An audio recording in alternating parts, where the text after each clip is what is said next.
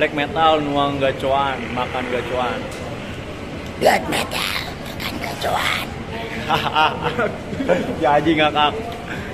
Alhamdulillah. Om, selamat berbuka. Oh, mari silakan.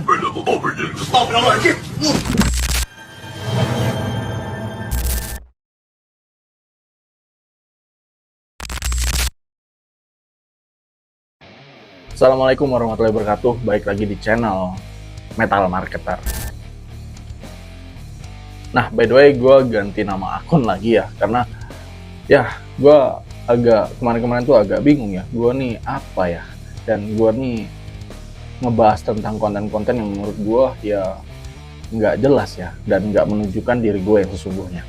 Ya, jadi karena gue bingung, gue tanya sama ChatGPT ya. Gue nih siapa?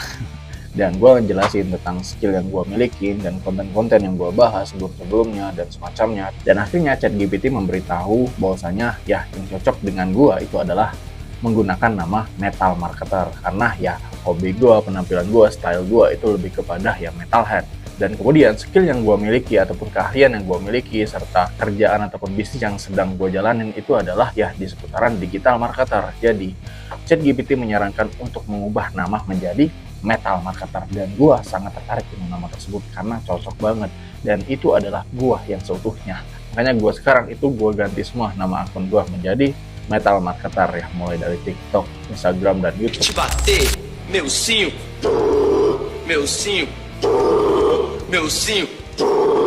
Nah, di video ini gue nggak bakal ngabisin waktu lu untuk drama ya. Hari ini kita akan ngebahas tentang satu topik yang klasik ya, tapi masih sering dipakai untuk ngebully, yakni kenapa band metal sering dituduh sesat.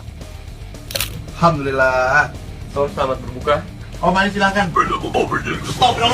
Sebenarnya jawabannya singkat, karena orang tuh lebih suka ngejudge ketimbang belajar. Ya, lebih suka ngejudge langsung ketimbang belajar. Dan tugas gue hari ini ya ngebuka mindset lu pada guys. Gue akan ngebuka mindset lu pakai data, logika, dan sejarah. Kira-kira lu siap nggak? Dan kalau nggak siap, ya skip aja lah video ini ya. Lu terlalu rapuh buat kebenaran, bro. Black metal makan gacoan. Oke, kita mulai dari sejarah tuduhan sesat ya. Satanic Panic itu bukan konser metal, tapi histeria massal. Nah, tahun 80-an sampai 90-an muncul gerakan Satanic Panic di Amerika Serikat. Semua yang berbau gelap, keras, anti-mainstream itu dianggap sebagai sesat. Dan band-band kayak Slayer, Iron Maiden, Ozzy Osbourne itu jadi target media yang konservatif. Sebenarnya masalahnya tuh bukan di musiknya ya, tapi masalahnya tuh ada di otak-otak yang suka menggeneralisir. Dan lu tahu nggak, Slayer itu punya lagu tentang Perang Dunia Kedua. Tapi yang disorot itu malah logonya aja. Kan kocak. Oke, kita lanjut branding dan simbol. Pentagram itu nggak selalu iblis, bro. Band-band metal itu memang banyak ya pakai simbol gelap seperti tengkorak, pentagram, tanduk. Tapi secara historis itu tuh simbol budaya, bro. Dan bukan setan, kan lu kocak. Pentagram itu udah ada ribuan tahun ya sebelum gereja ada malahan. Di Yunani itu tuh simbol harmoni, dan di Mesir itu tuh simbol angka sempurna. Asal lu tahu ya. Tapi karena lu itu nontonnya sinetron doang, ya jadinya lu asal ngecap aja ya, asal ngomong aja. Branding metal itu tuh tentang differentiation ya. Sama kayak lu jualan kopi, tapi lu nggak mau pakai nama kopi senja. Ya harus cari angle yang beda. Metal sama dengan rebel, dan itu tuh bukan iblis, bro.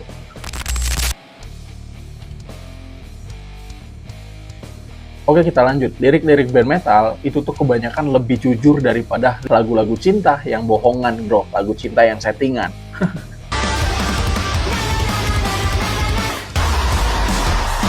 Metal itu tuh banyak ngebahas tentang mental health, perlawanan, kemudian kemarahan sosial. Contoh, Slipknot ngebahas tentang trauma, kemudian Linkin Park itu ngebahas tentang depresi, kemudian ada di Indonesia juga Burger Kill itu ngebahas tentang ya eksistensi, kemudian Lamb of God itu ngebahas tentang perang dan juga kebohongan negara. Nah, pertanyaannya buat lu semua yang sering ngomongin metal itu sesat, lu mau denger musik buat kabur dari kenyataan atau buat ngadepin kenyataan? Ustaz, apa hukumnya mendengar lagu metal tapi liriknya islami? Mau metal, mau R&B, mau rap, yang penting kalau maknanya baik, ya baik. Nah, metal itu ngajarin lu itu buat ngadepin kenyataan, bro. Makanya banyak fans metal itu yang survive dari depresi dan mereka nggak ngerasa sendirian juga.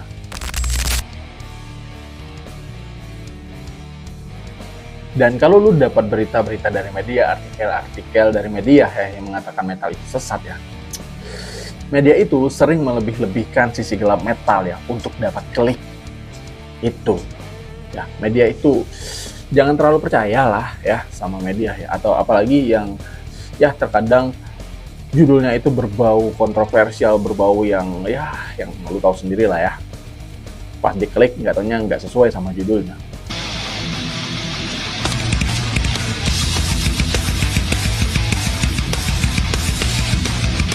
Kemudian ya, media itu juga sering meng-clickbait pakai agama ya. Jadi agama dipakai untuk mengontrol narasi. Musik keras sama dengan sesat. Nah, ya clickbait kayak gitu tuh kocak sih. Itu terlalu melebih-lebihkan, nggak sesuai fakta terkadang tuh ya. Dan sebenarnya bukan hanya metal yang dimusuhin ya. Ada musik jazz, rock, dan musik dangdut koplo itu juga ya pernah dianggap sebagai perusak moral. Dan sebenarnya masalahnya itu bukan di musiknya ya, tapi ketakutan akan hal yang tidak terkontrol. Itu masalahnya. Ya memang sih, selama lu nggak ngikutin, lu pasti akan tetap menganggap itu tuh sesat. Dan itu tuh refleks manusia ya, biasalah ya. Tapi refleks doang, itu nggak bisa menjadi dasar untuk kebenaran ya, untuk sebuah kebenaran.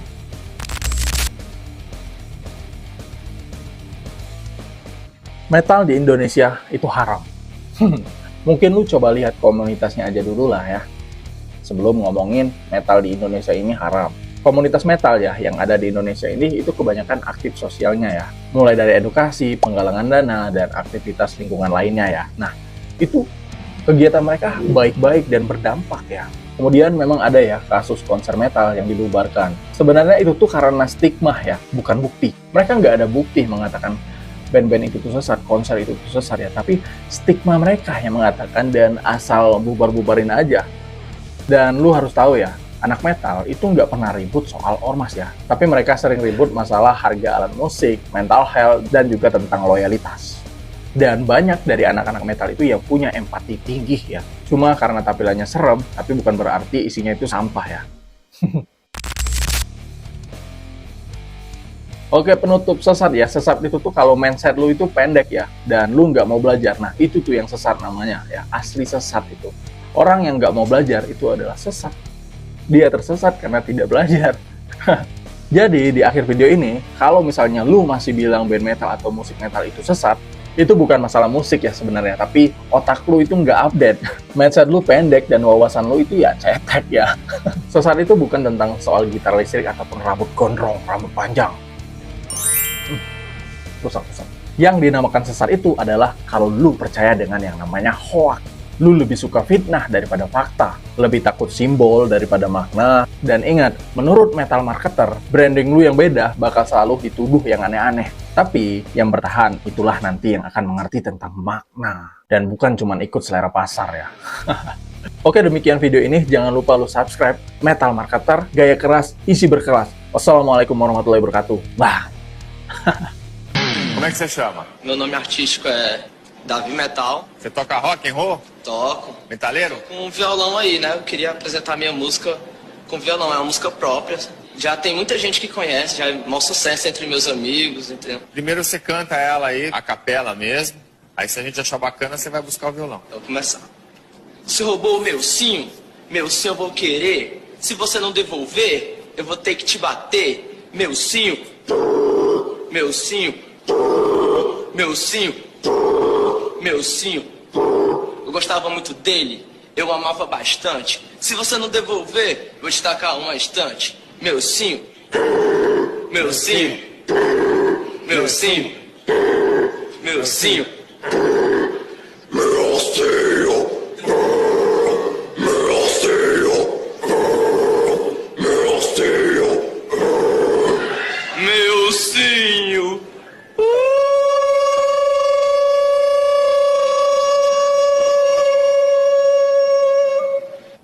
Eu queria só... Essa música aí cheia de harmonia, você vai tocar com violão. Não, mas ela tem. Ela tem a pegada. Vai lá pegar o violão. Sim. Como é o nome da música? Meu sim. Claro, né?